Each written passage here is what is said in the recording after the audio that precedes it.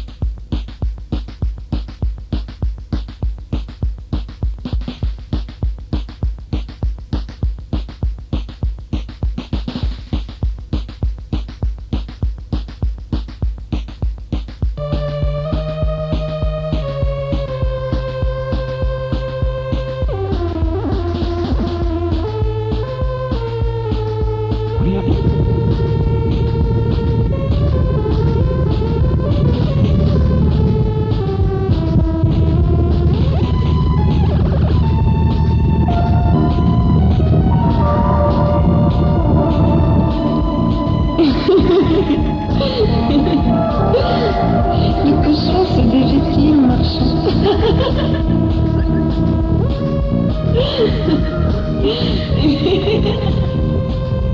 Le cochon avait le pénis coupé les yeux sexualisé suffisamment. La victime, balancée entre la patte, charrie en France d'un sanité qui ne le dérangeait guère. Il la jeta sur la paille où, lui en proférant toujours des grossièretés, elle gisait les mamelles haletantes pour En fait, elle attendait sans résistance le supplice que lui préparèrent des deux mâles. Brusquement, le cochon fondit sur la tête. Il la prit par les hanches et la retourna sur la mamelle dans ses bras. Il s'arrangea sur elle, furent des masses charnues de son air. Sur son dos, le cochon montait et descendait harmonieusement. À chaque fois, le plan viril du cochon achetait,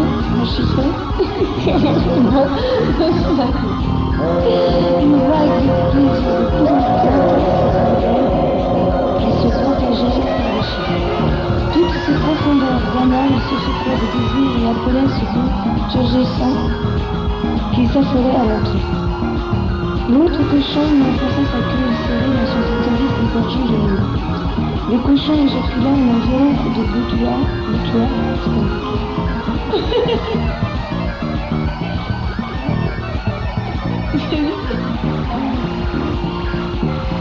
du cochon, et lançant un râle déchirant provoquant un nouvel orgasme à la truie. Un cri plus déchirant que les autres vint signifier que l'éjaculation de l'un des deux mâles parvenait à sa fin. Le son tumultueux des débats de cochon s'orchestra à celui de la salope. Les queues en émoi sur le ventre de la truie, c'est l'orgasme des cochons, etc.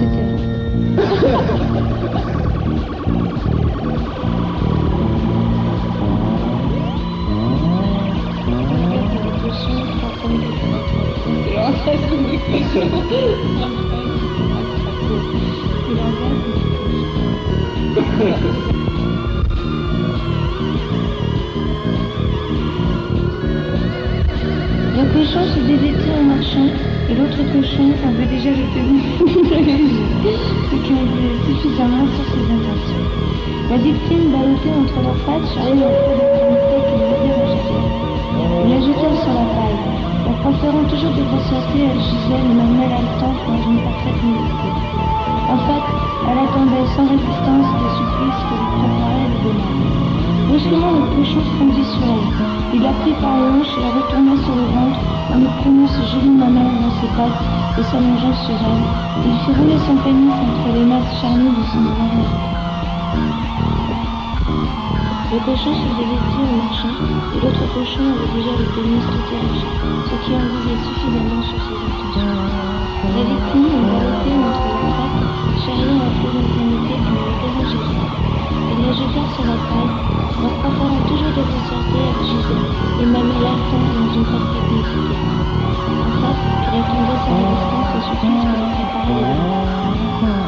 Maintenant, le cochon transition. Il l'a pris par les hanches et se retourna sur le ventre, en lui prenant ses jolies mamelles. S'allongeant sur elle, il secouait son pénis contre le charme de son ventre. Sur son dos, le cochon montait et descendait harmonieusement. À chaque fois que le langue virile du cochon échauffait le rebord de son anus, une vague de plaisir de plus en plus intense s'emparait d'elle et se propageait par la chair. Toutes ces profondeurs anales se secouaient du désir et appelaient ce bout turgescent qui s'affolait à l'entrée. L'autre cochon lui enfonça sa queue serrée dans son clitoris dégorgeant de nouveau. Le cochon éjacula un violent coup de couteau, énonçant un rap déchirant provoquant un nouvel emplacement de tout. Un cri plus déchirant que les autres signifie que l'éjaculation serait de mal à le son d'une queue de débat de cochon, la plaisir face à les